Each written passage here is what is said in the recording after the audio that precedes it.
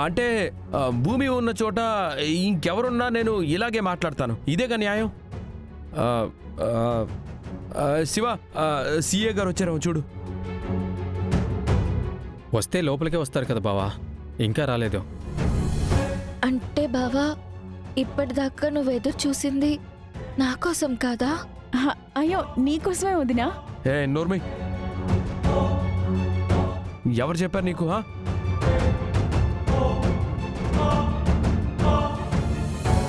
అమ్మా, సీఏ గారు వస్తే నా రూమ్కి పంపించు.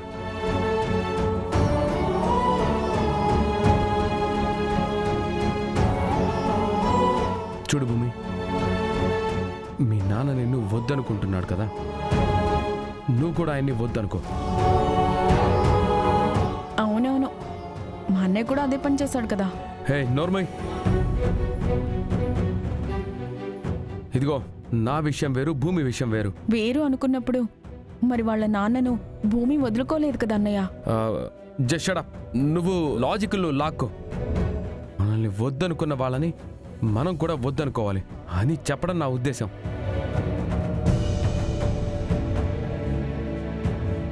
సీఏ గారు వస్తే నా రూమ్కి పంపించండి. ఏం చూస్తున్నారు? అందరు రెడీ అవ్వండి, గుడికి వెళ్ళాలి కదా.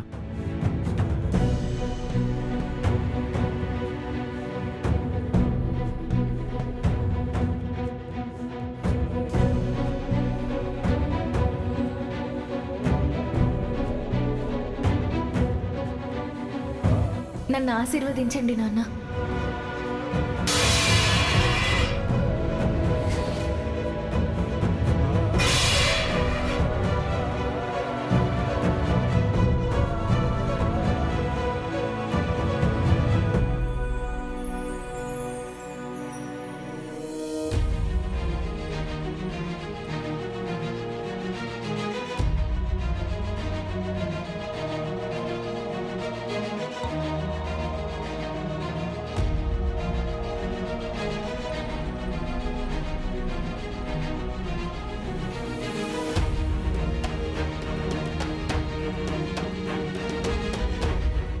ఏమండి, పండగైతే చేసుకోం గాని బ్రతకడానికి ఏదో ఒకటి తినాలిగా. చెర్రీకి ఇష్టమని దోశ చేసి తీసుకొచ్చాను, మీరు తినండి.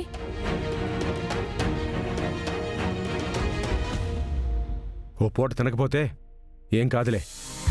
అయినా నీకు కొంచెం కూడా బాధగా అనిపించట్లేదా? ఏ విషయం గురించి మాట్లాడుతున్నారండి మీరు? మీరా జరిగి నెలలు సంవత్సరాలు అయినట్టుగా మాట్లాడతావేంటి? లేక లేక చేసుకుంటున్న పుట్టినరోజుకి వాళ్ళ నాన్న ఆశీర్వాదం తీసుకుందామని భూమి ఇంటికి వస్తే మీ అన్నయ్య అంత అవమానించి పంపించడం అవసరం అంటావా? ఇందులో మా అన్నయ్యదేముందండి? మా వదినే కొంచెం ఎక్కువ చేసిందని అనిపించింది.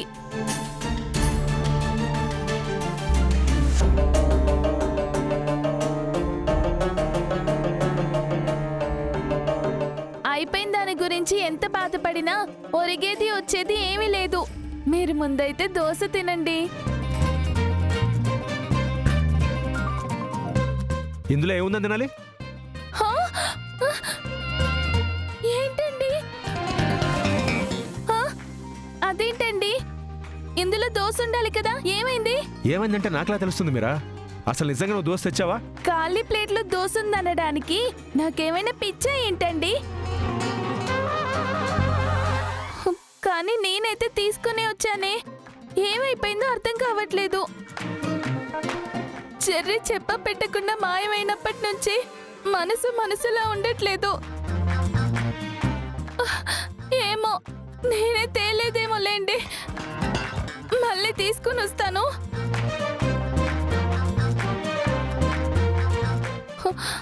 ఇంతకీ మన చెర్రీ ఏమైనట్టు?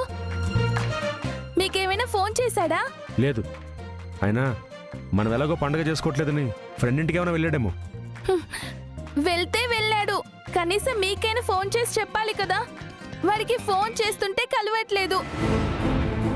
ఎక్కడికి వెళ్ళాడో ఏంటో.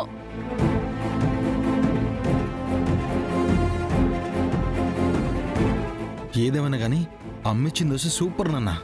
రే, ఇంకా ఎన్నాళ్ళు రా నాటకాలు? నువ్వు వాళ్ళు ఇలా ఆట పట్టించినా కన్నట్టుగా నాటకం ఆడడం ఏం బాలేదురా. ఈ విషయాన్ని సీరియస్గా మీ మావయ్యకి చెప్పాల్సిందే. చెప్తే గట్టిగా చెప్పాలి నాన్న. కంగారు పడి చెప్తే తమ్మిని బమ్మిని చేసేయగల అత్తయ్య ముందు మన మాట కూడా ఆగదు. అత్తయ్య అసలు స్వరూపాన్ని మామయ్య కళ్ళకు కట్టినట్టుగా చూపించాలి. నీకు తెలుసా నాన్న, ఎలాగైనా శోభాచంద్ర అత్తయ్య జ్ఞాపకాలను తుడిచేసి సంక్రాంతి పండగ జరిపించాలనే అత్తయ్య నక్షత్ర కలిసి ప్లాన్ చేస్తున్నారు. గగనన్నయ్య ఏదైతే వర్చువల్ ఇమేజ్ ద్వారా ఆర్టిఫిషియల్ ఇంటెలిజెన్స్తో శోభాచంద్ర అత్తయ్యను భూమితో మాట్లాడినట్టుగా క్రియేట్ చేశాడో అలాగే వీళ్ళు కూడా క్రియేట్ చేసి శోభాచంద్ర అత్తయ్యతో భోగి సంక్రాంతి పండగలు చేసుకోవాలి అని చెప్పించాలని చూస్తున్నారు. లేదురా, అలా జరగడానికి వీల్లేదు. అదే కనుక జరిగితే మీ మావయ్య శోభచంద్రతని తలుచుకోవడం మానేస్తాడు. అదే మరపులో భూమిని మర్చిపోయాడంటే భూమి జీవితం అన్యాయం అయిపోతుందిరా. వాళ్ళు అనుకున్నది అనుకున్నట్టుగా జరిగినప్పుడు కదా నాన్న. వాళ్ళ ఐడియాలను నేను పారనివ్వనుగా. ఎలా అడ్డుకుంటానో చూడు.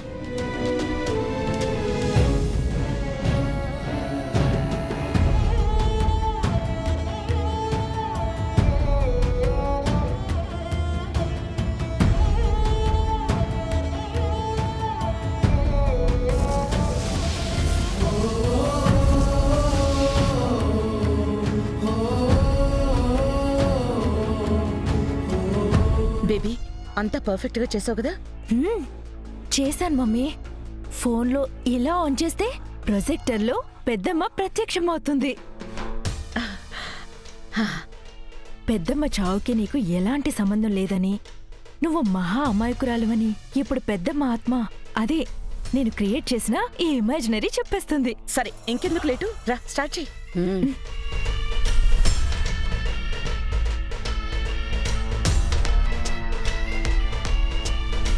రా.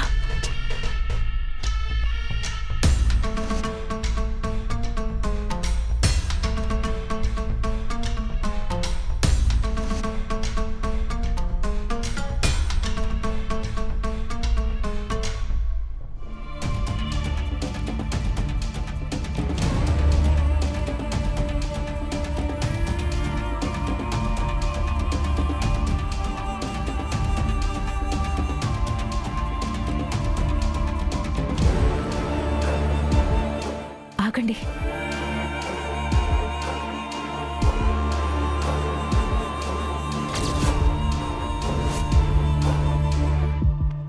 సినిమా ఎప్పుడు చూడు, నా మ్యాజిక్ కూడా మొదలవుతుంది.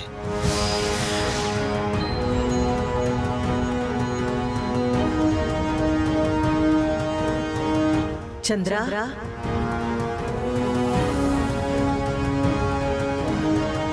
చంద్ర ఇక్కడ